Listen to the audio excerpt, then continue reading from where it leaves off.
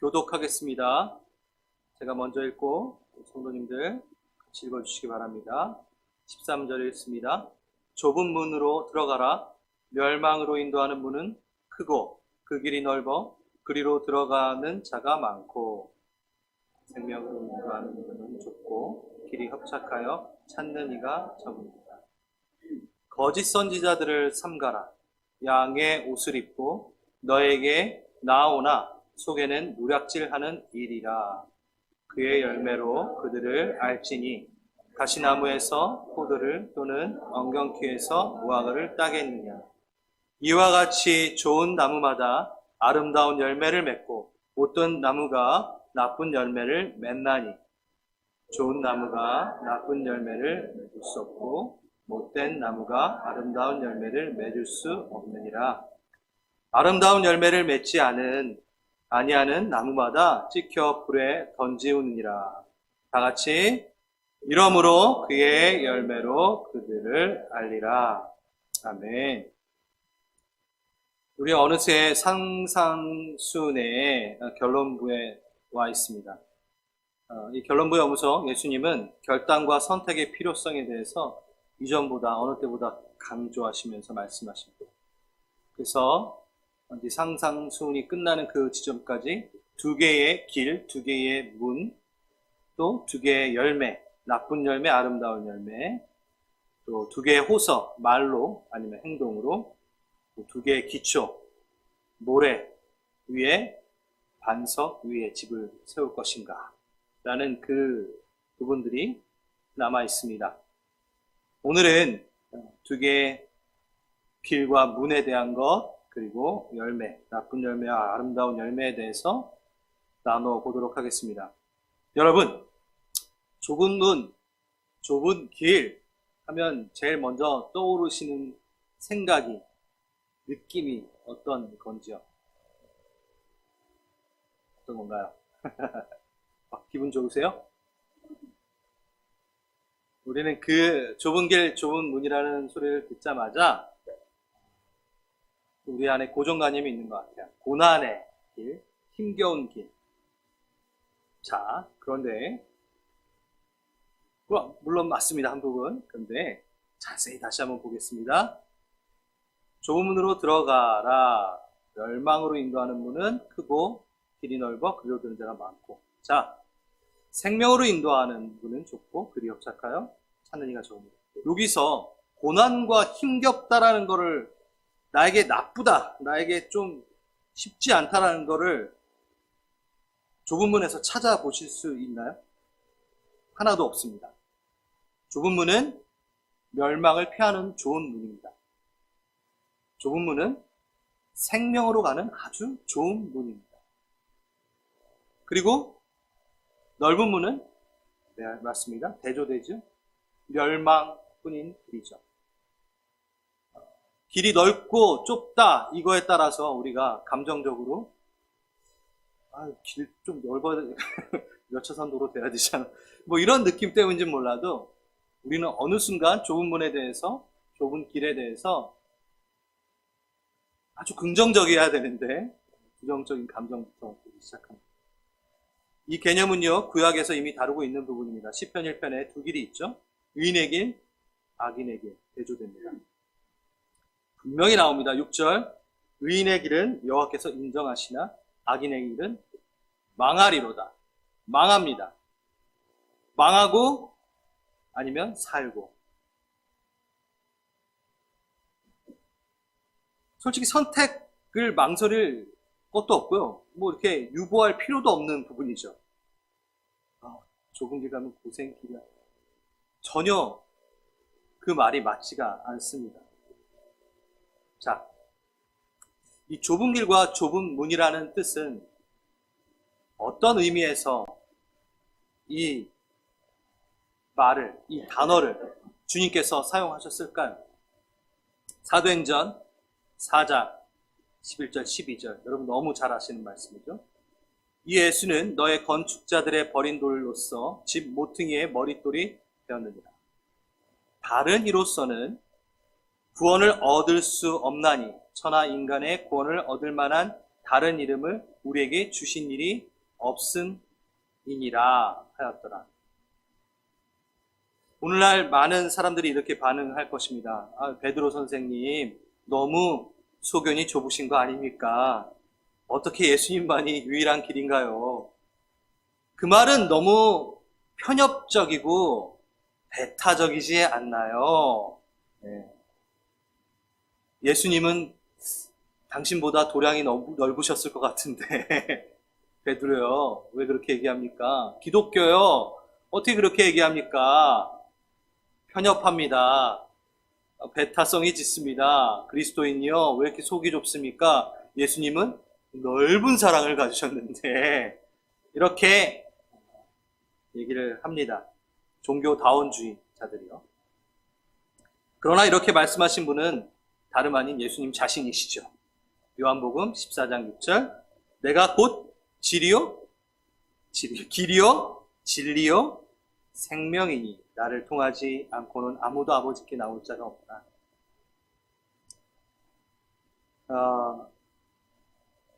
위키 백과사전에 종교다원주의를 한번 쳐봤습니다. 사회에 공존하는 종교적 믿음의 체계에 다양성을 인정하는 태도나 원리를 말한다. 절대적인 진리의 배타성보다는 다양성을 인정하는 점에서 포스트 모더니즘의 전형적인 종교 철학이다. 상당히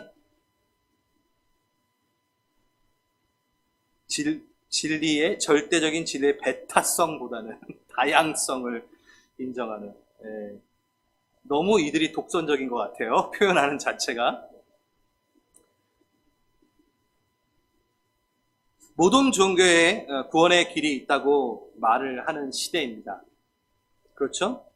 우리가 알고 있는 대종교, 불교, 힌두교, 유교, 유대교, 이슬람교, 천주교까지, 그리고 우리 개신교까지 기독교라고 다 이렇게 통칭하거든요. 그리스도교. 그런데 우리가 천주교라는 분리되어 있습니다. 개신교. 우리 개신교를 제외하고는 다 모두 한 목소리로 모든 종교에는 구원의 길이 있다라고 이야기합니다. 그런데 이 대종교들 중에 거의 대부분의 종교는 스스로 구원을 얘기하고 있지도 않아요. 힌두교나 불교나 그들은 구원에 대한 길을 제시하지 않습니다. 해탈의 길을 자신이 이 땅 가운데서 어떻게 착실하게 살아갈까에 대해서 집중하고 있지 구원에 대해서 얘기하고 있지도 않아요.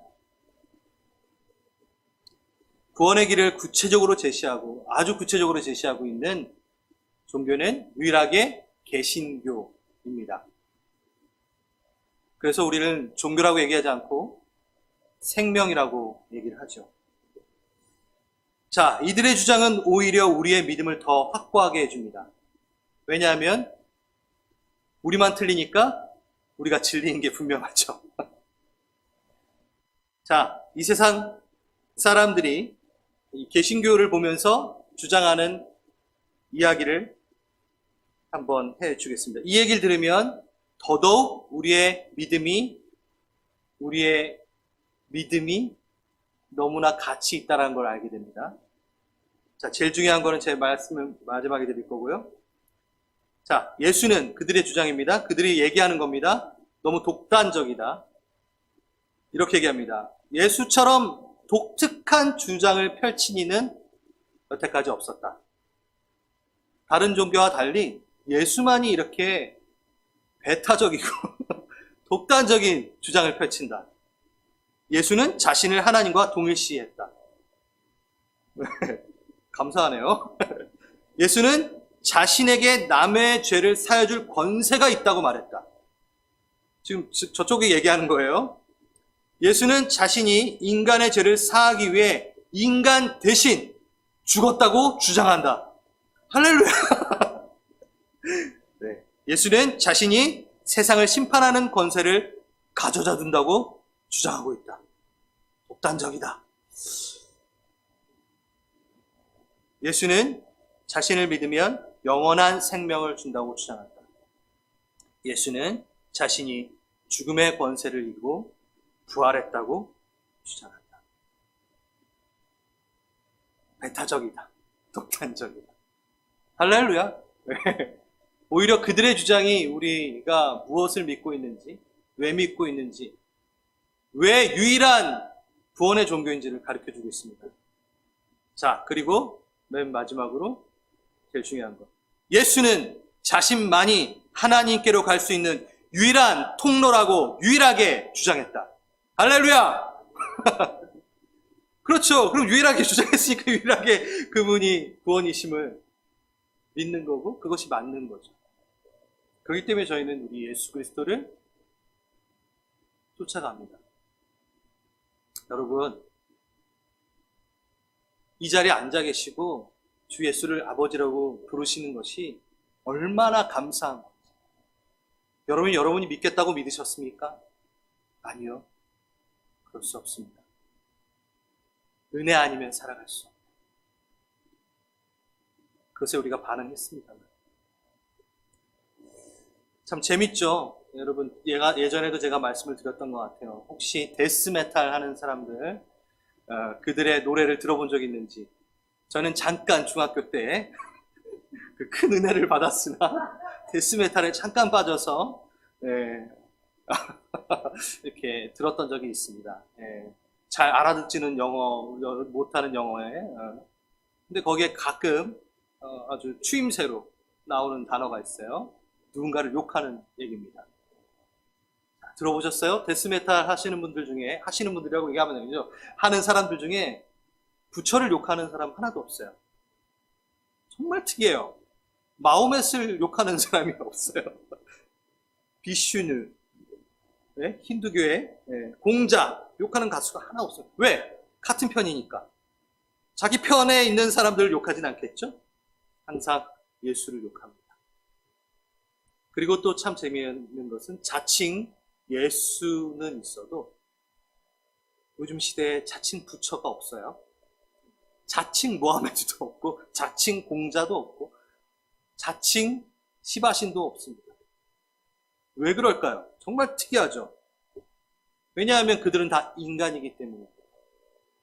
자칭 인간이라고 나와서 얘기할 필요가 없다라는 거죠. 그나마 유일한 신인 우리 예수님을 자칭 나도 신이다 하고 나오는 거예요. 참 재밌는 것 같습니다. 다 사단이 한 통속이니까. 그렇죠? 자, 예수만이 유일한 구원이시다. 유일한 길이시다. 유일한 분이시다. 그런데 더 우리를 감동케 하는 것이 있습니다. 그렇기 때문에 우리가 예수 그리스도를 믿는 것 분명히 맞지만 아주 다른 종교와 확연하게 틀린 가장 독단적이고 배타적인 한 가지가 있습니다. 이게 뭔지 아십니까? 인간이 하나님을 찾는 종교가 아니라 유일하게 하나님이 인간을 향해 찾아오신, 내려오신 종교라는 거죠. 생명이라는 거죠. 이게 유일하다라는 거죠. 유일합니다. 유일합니다. 요한복음 3장 16절 하나님의 세상을 이처럼 사랑하사 독생자를 주셨습니다. 이처럼이 뭘까요? 우리 너무 쉽게 이 단어를 읽는데 예수님이 세상을 이처럼 사랑하사 이렇게 해야 돼요. 그가 내려오시기까지 자기 아들을 내어주기까지 자신을 십자가에 못 박혀 죽으시기까지 그처럼 이처럼 그렇게까지 사랑하셨습니다.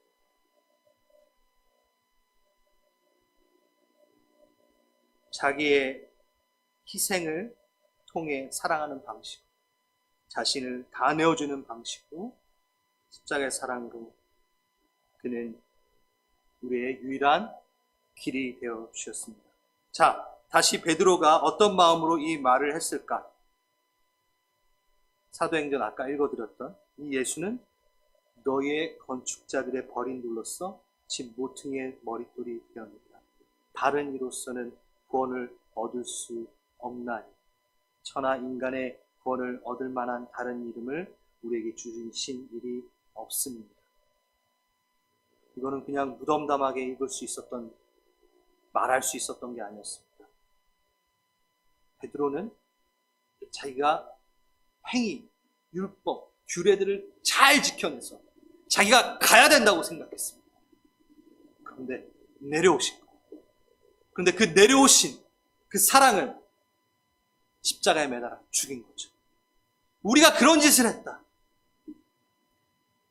그 사랑을 우리가 그렇게 대했다. 어찌 그럴 수 있나?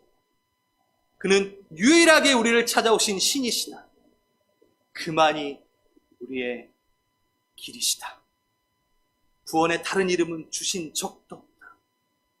정말 감격스럽게 이야기했을 것 같습니다. 디모데전서 2장 4절에서 5절 우리 마음으로 좀 읽겠습니다. 잘 들어주세요. 하나님은 모든 사람이 구원을 받으며 진리를 아는 데 이르기를 원하십니다.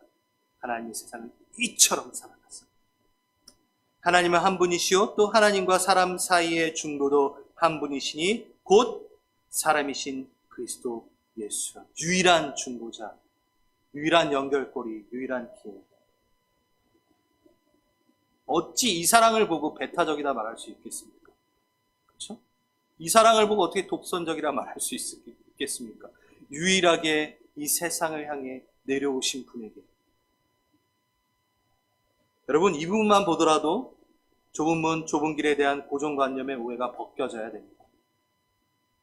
그 길은 고난의 길, 고행의 길, 그것을 뜻하는 게 아니라 다른 길은 없고 유일한 길 예수밖에 없다라고 했을 때 좁은 길이요 좁은 문이다 라고 얘기하는 거예요.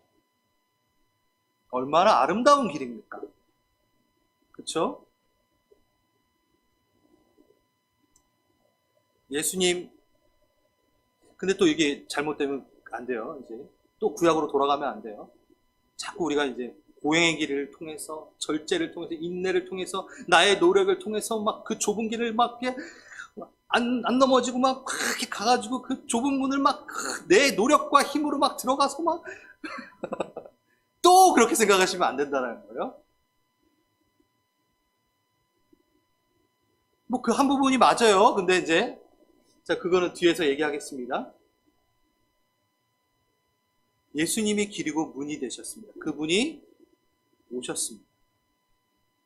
제대로 말한다면 그 길은 우리 바로 앞에 선물로 주어졌고 그 문은 바로 예수님이 우리 앞에 와 계시는 문인 거죠.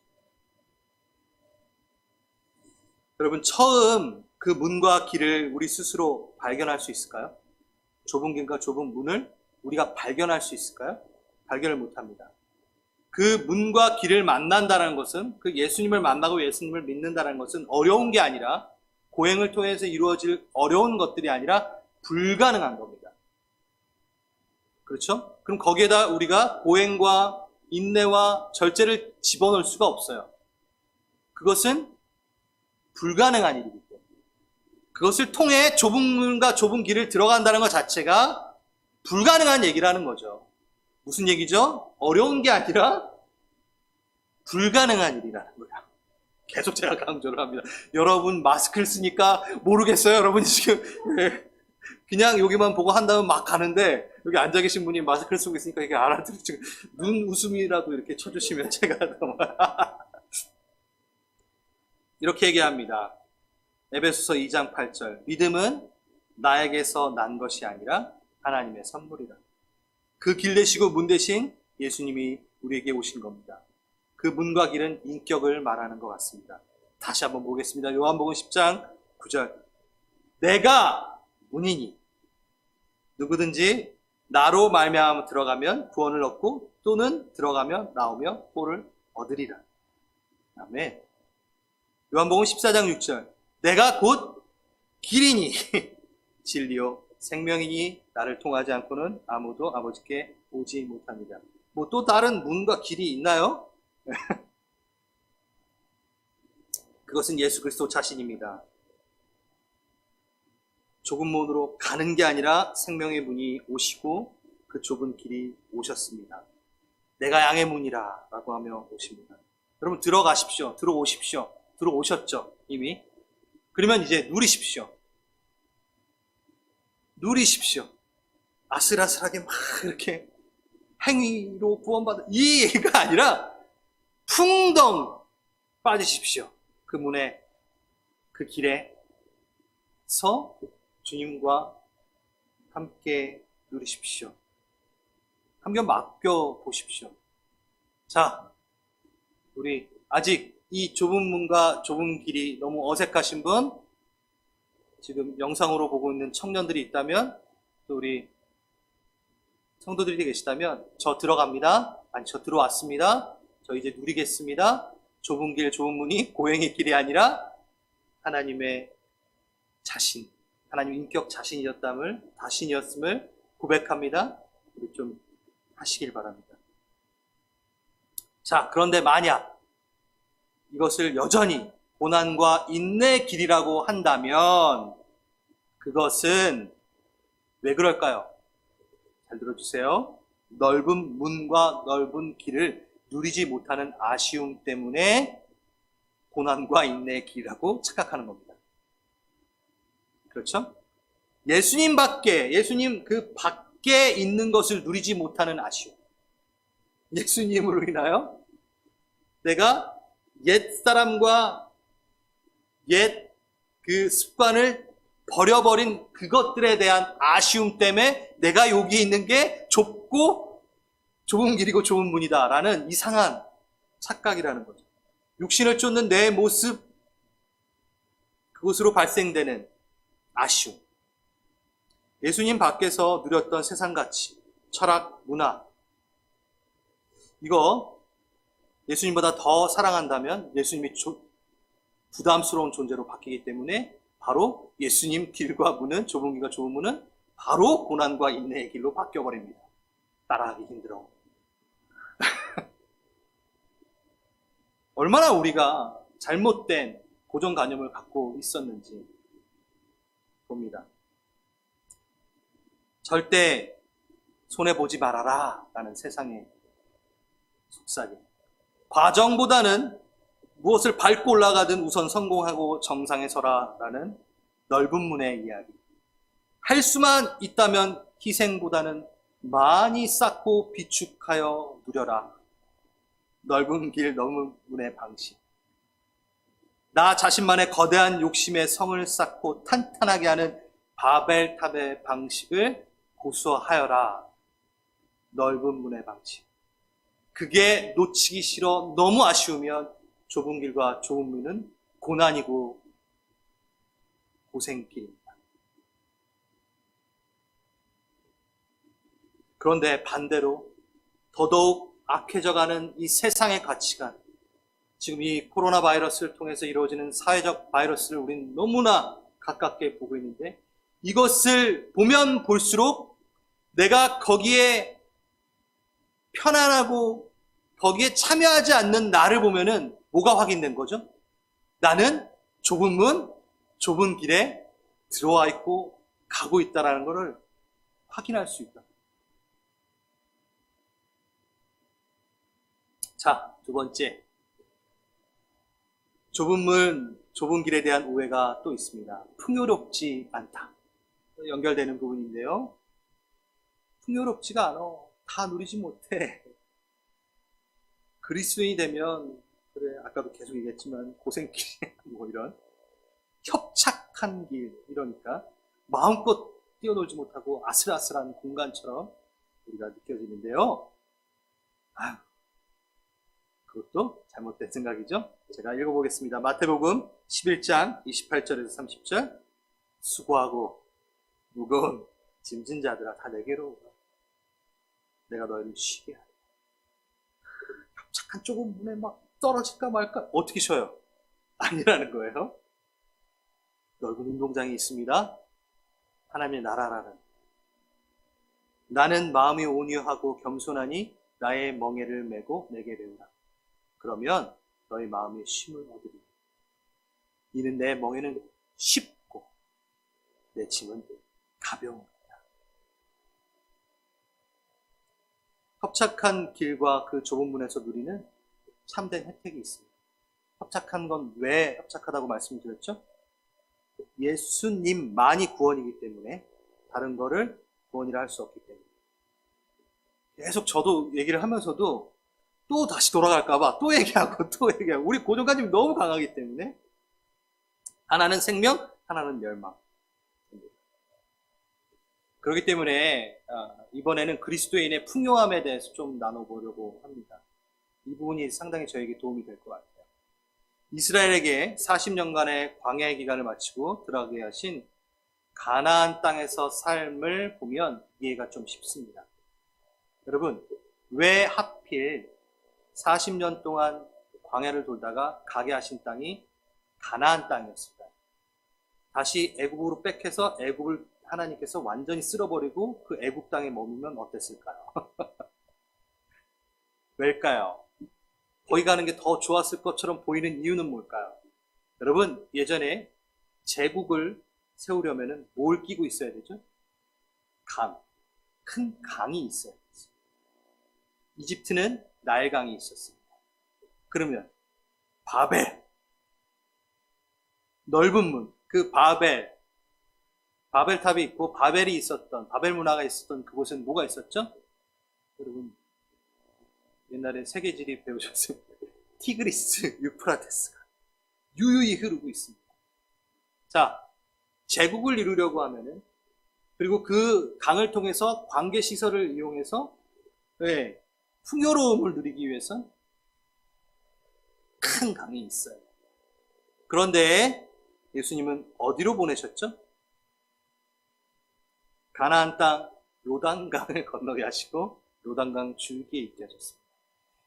여러분, 이스라엘 땅은, 그 땅은요, 사암지대입니다. 그래서 강을 형성하지 못해요. 요단 강이라고 얘기하지만 여러분 가보신 분은 알겠지만 어떤 부분은요, 개울이에요. 좀 넓은 데는 있긴 있어요. 근데 요게 요단강이라고 했을 때 제가 깜짝 놀랄 정도로 계절에 따라 그 수량이 또 천지차이입니다. 담아내질 못해요. 비를 머금지 못해요. 다 없어집니다. 그런데 그 땅은 시절마다 때를 따라 늦은 비와 이른 비를 내리시는 하나님이 계시다면 풍요로운 땅이 됩니다. 자, 하나님은 우리에게 풍요를, 형통을 주시기 원하시는 분이십니다. 잘 기억해 보세요. 무한한 하늘의 창고가 있으신 것을 우리는 주기도문 그거 하면서 성경을 찾아가며 이야기했었습니다. 하지만 그것을 홀드하실 때가 있어요. 그 풍요라는 창고의 키를 마음대로만 이렇게 주시지 않을 때가 있어요. 왜 그러실까요? 하나님은 자신의 백성이 풍요롭기를 원하시지만 한편으론 우리에게 선물로 주시는 풍요에 오히려 우리가 묶여버릴 것에 대한 염려가 있으십니다. 풍요가 신이 되어, 풍요가 목적이 되어버려 그것의 노예가 되어버릴까? 하나님은 나일강을 주시지 않으셨고 유프라테스, 티그리스 강을 주시지 않으셨습니다. 그래서 광야에서는 매일 하나님을 기억하게 하도록 매일의 만나로 그를 훈련시키셨고, 이제 가나안 땅에 들어가서는 이른 비, 늦은 비를 통해 파종과 수확이 이루어지는 1년 단위 가운데 무조건 하나님 앞에 나아가 무릎 꿇어 하나님의 역사를, 하나님의 돌보심을 기억해야 되는, 저수지를 만들어 놓고 날마다 물을 뿜어내는 것이 아니라 늦은 비, 이른 비 없으면 계절마다 하나님 앞에 나아가지 않으면, 하나님을 기억하지 않으면 안 되는 삶을 선물로 주시는 거죠. 이것은 꼭 풍요롭지 않은 것처럼 보이나 그렇지 않습니다. 하나님이 풍요이시기 때문에 하나님을 기억하게 하는 모든 장치는 우리에게 가장 풍요로움이 되는 것이죠. 너무나 기가 막힌 안전장치였던 것 같습니다.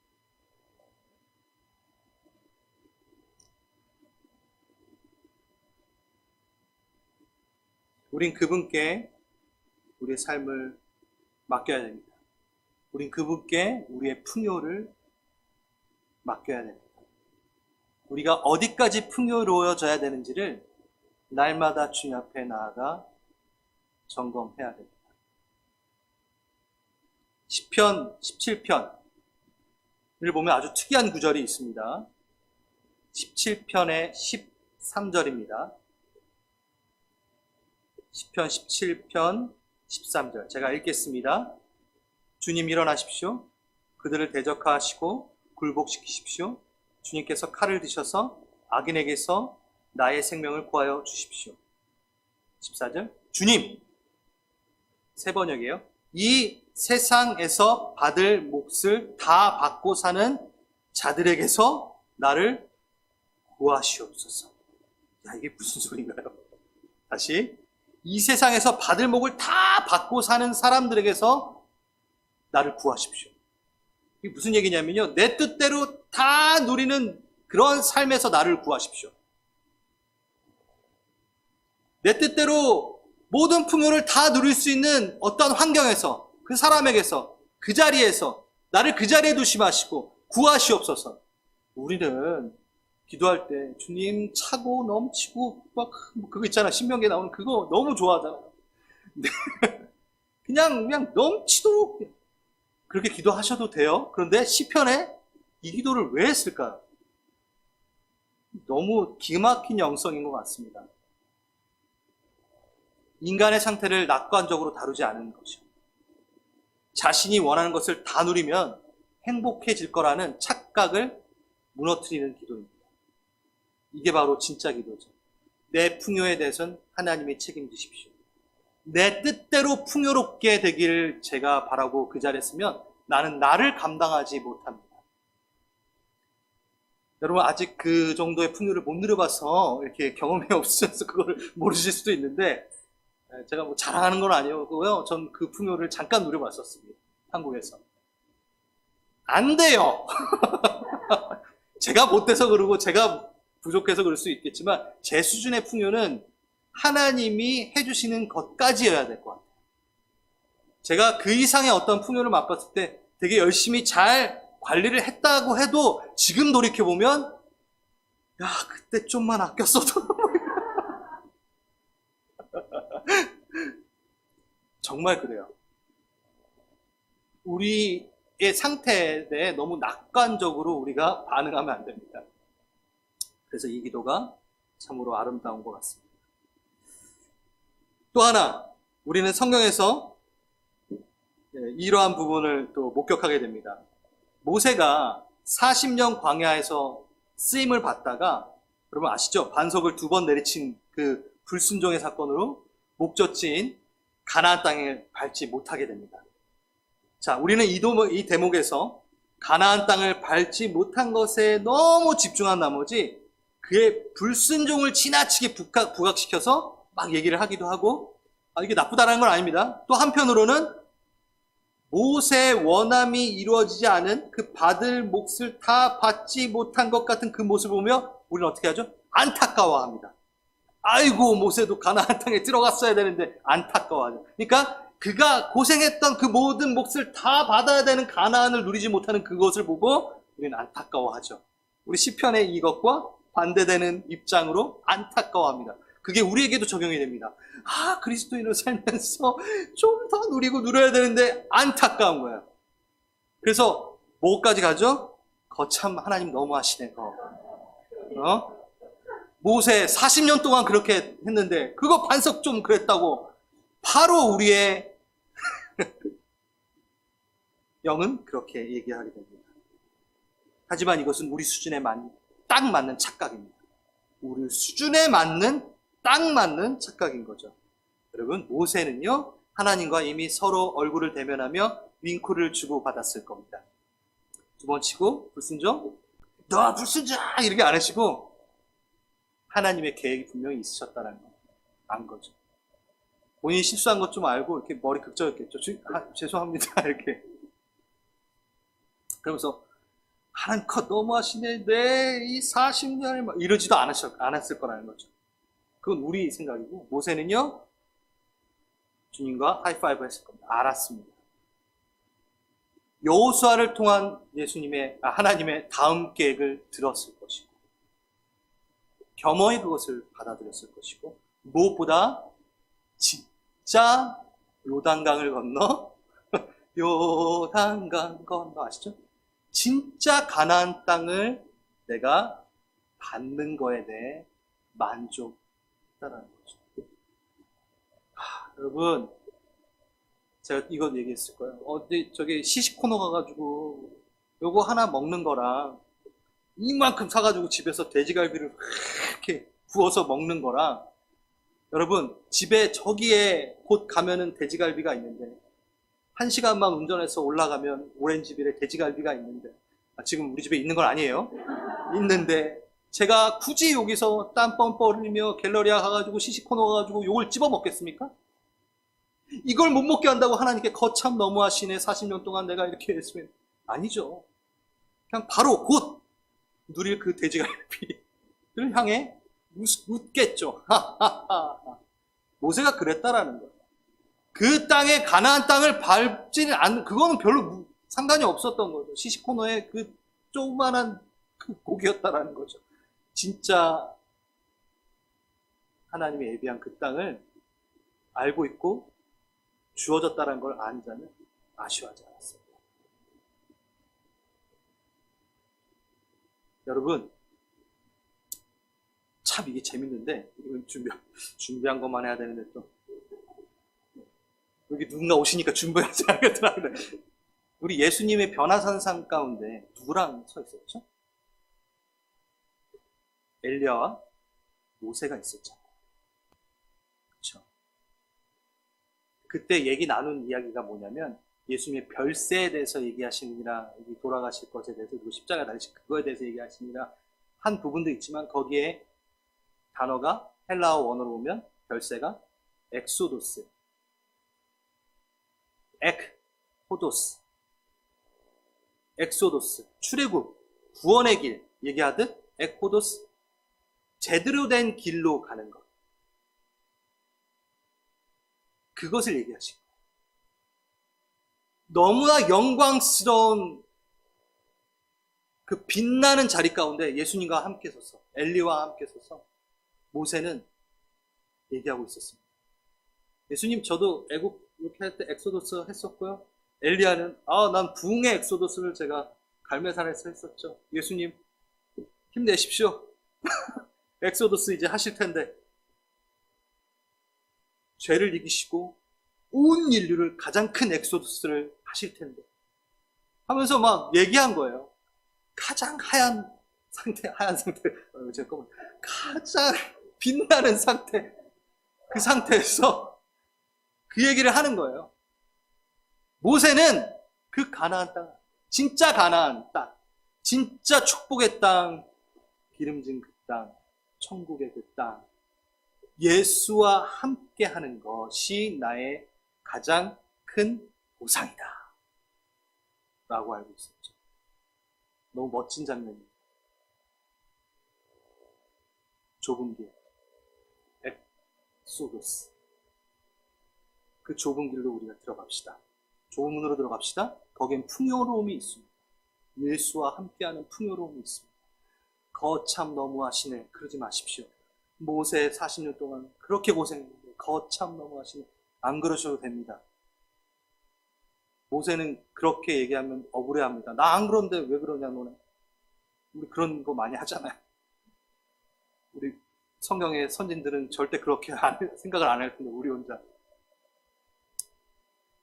맞습니다. 그런데 모세처럼 이해할 수 없는 거절, 보상이 전혀 주어지지 않는 것 같은 찰나의 순간이 우리 인생에 있어요. 모세의 케이스처럼. 그런데 모세를 기억하십시오. 그리스도의 풍요는 그때부터지만 영원한 풍요, 예수와 함께하는 풍요를 아는 자는 주님과 하이파이브 하실 겁니다. 그게 바로 좁은 문, 좁은 길을 선택한 자의 풍요에 대한 담대함입니다. 풍요에 대한 담대합니다.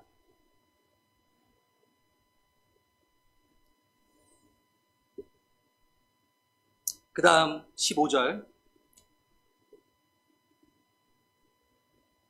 거짓 선지자들을 삼가라. 양의 옷을 입고 너에게 나오나 속에는 노략질하는 일이라.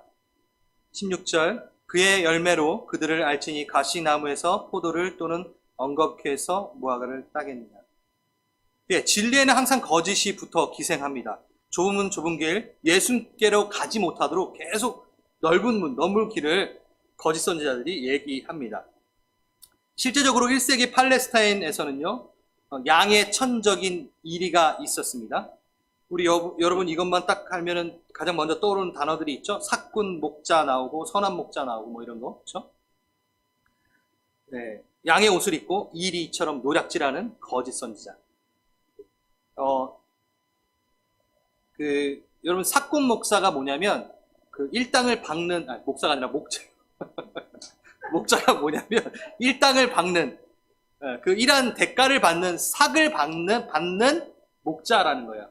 근데 다 삭을 받는 목자예요. 그러니까 사꾼 목자라고 하면 사꾼 목자가 다 나쁜 게 아니라 삭을 받는 목자 중에 선한 목자가 있었고 나쁜 목자가 있었어요. 그러니까 여러분 잘못 이해하시면 안 됩니다. 이 사꾼 목자야 그러면은 목자는 다 삭을 받거든요. 그러면 안 되고 사꾼 목자 중에 그 일당을 받고 제대로 일하지 않는 목자가 선하지 않는 목자. 그래서 옛날에 이제 양을 치는 늑대, 양을 잡아먹으려고 이리들이 막 오면은 냅다 같이 도망가는 사람이 바로 삭꾼 목자 중에 선하지 않은 목자. 하지만 삭을 받았지만 그 이리가 올 때 자기 목숨을 다해 싸워 양을 지키는 것은 선한 삭을 잘 받으면서 선하게 일을 한 목자. 이렇게 생각하시면 됩니다. 그런데 그게 이게 이제 그들의 모습을 볼 때 티가 안 나요.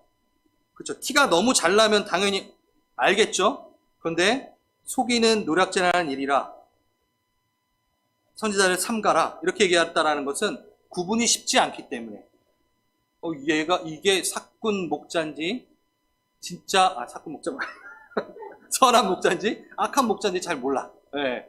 그럼 뭘로 알아보라고 하시죠? 열매로 알리라 이렇게 얘기 나오기 시작한 겁니다.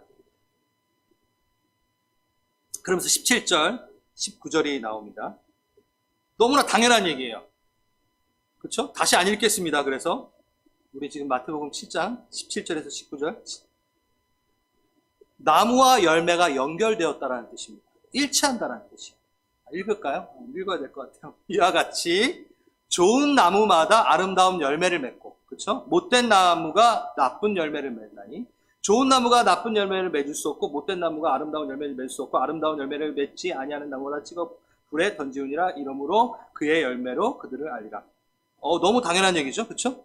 나무와 열매가 연결되어 있다, 일치되어진다라는 얘기입니다. 좋은 나무에는 좋은 열매 맺고 나쁜 나무에는 나쁜 열매 맺는다. 네, 우리 뭐 초등학생도 알아들을 수 있는 얘기인 것 같아요. 근데 이 부분하고 또 우리가 이 부분하고 조금 이제 너무 믹싱할 수 있어요. 괜찮아요. 열매로 너의 신앙을 증명해내라. 우리 이 말을 많이 하잖아요. 근데 문자 요 앞에 요 부분만 본다면 지금은 이 이야기보다는 다른 의미의 얘기예요. 너가 열매를 열심히 맺어서 너의 행위, 너의 믿음이 진짜임을 증명해내라. 그거 맞아요. 근데 지금 이 얘기는 무슨 얘기를 강조하고 있는가요? 붙어 있어라. 그렇죠? 네. 나무랑 열매랑 하나다. 사과나무면 사과 열매가 맺힌다. 그 얘기인 거예요. 네. 너가 열매를 열심히 맺혀라 라는 얘기 아니에요. 가만히 붙어 있으면 어떻게 된다? 너는 사과 열매다. 뭔 소리야. 열매를 맺는다. 이거예요. 그러니까 본질에 대한 얘기입니다. 그리스도 안에 속한 것, 좁은 문, 좁은 길 안에 속했을 때 너는 자연스럽게 예수의 성품으로의 열매를 맺게 될 거야 라는 얘기죠. 근데 너가 넓은 문, 넓은 길, 거짓 선지자들의 속아 그곳에 속한다면 너는 당연히 나쁜 열매를 맺을 거야. 그러니까 열매 열심히 맺어라는 얘기보단 어디에 잘 붙어 있어야 된다라는 얘기를 하고 있는 거죠. 이 부분에 이 구절과 함께 묵상하고 싶습니다. 요한복음 15장 5절, 여러분 너무 잘 아시는 나는 포도나무요 너희는 가지니 저가 내 안에 내가 저 안에 있으면 이 사람은 과실을 많이 맺나니 나를 떠나서는 너희가 아무것도 할 수 없습니다. 아무리 좋은 열매를 맺던 가지라 하더라도 나무에서 떨어져 버리면 열매는 고사하고 생명도 부지할 수 없게 되겠죠. 좋은 열매를 맺는 것은 신경 쓰는 것 이전에 잘 붙어서 있어야 되는 것을 우리는 신경 써야 됩니다. 내가 예수께 제대로 붙어 있느냐 아니냐 어떻게 알 수 있을까요? 그건 또 열매로 알 수 있다는 거겠죠. 내가 진짜냐 아니냐, 내가 진짜 지금 좋은 문에 있냐 아니면 짜가로 가짜로 지금 좋은 문에 있는 착각을 하고 있느냐. 여러분 요거를 어떻게 구분할까요? 제가 요걸 생각하면서 여러분 진품과 명품을 가리는 방법 중에 알아보는 방법 중에 하나가 뭐가 있냐면 여성분들 백 있잖아요. 가방. 네. 갑자기 이렇게 걸어가다가 비가 갑자기 쏟아지는 거예요. 그러면 이렇게 그 가방을 품에 안으면 진품이고 그걸 냅다 머리에다 쓰면서 막 비를 피하면 이거는 뭐라 그래야죠? 가짜 짝퉁이라고 합니다. 자, 다시 네, 비가 딱 오는데 확실하게 튀어난다는 거죠. 똑같습니다. 내 열매가 내가 어디에 잘 붙어있는지 그걸 확인할 때는 비가 올 때,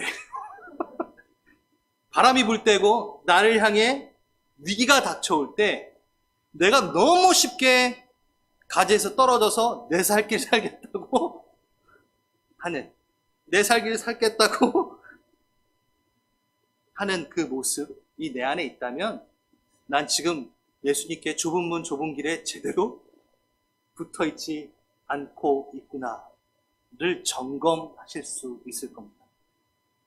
그게 어떻게 보면 열매라고 얘기할 수 있겠죠. 우리는 나보다 위대하신 그분에게 붙어 있어야 됩니다. 우리는 이 세상의 유일한 길 되시는 그분에게 붙어 있어야 됩니다. 여러분, 부다에게 붙어 있지 마시고 마호멧에게 붙어 있지 마시고 여러분이 주인 되어 또 다른 신이 되셔서 여러분에게 붙어 있지 마십시오. 예수 그리스도께 붙어 있읍시다. 유일하신 그 문, 그 길이 내게 오셨습니다. 내가 고행하고 막 해가지고 그 끝에 겨우 서가지고 열어주세요가 아니라 그분이 오셨습니다. 우린 그 아름다운 길과 아름다운 문을 누려야 됩니다. 아멘. 우리 다 함께 일어나셔서 우리 마지막 찬양했던 거, 은혜 아니면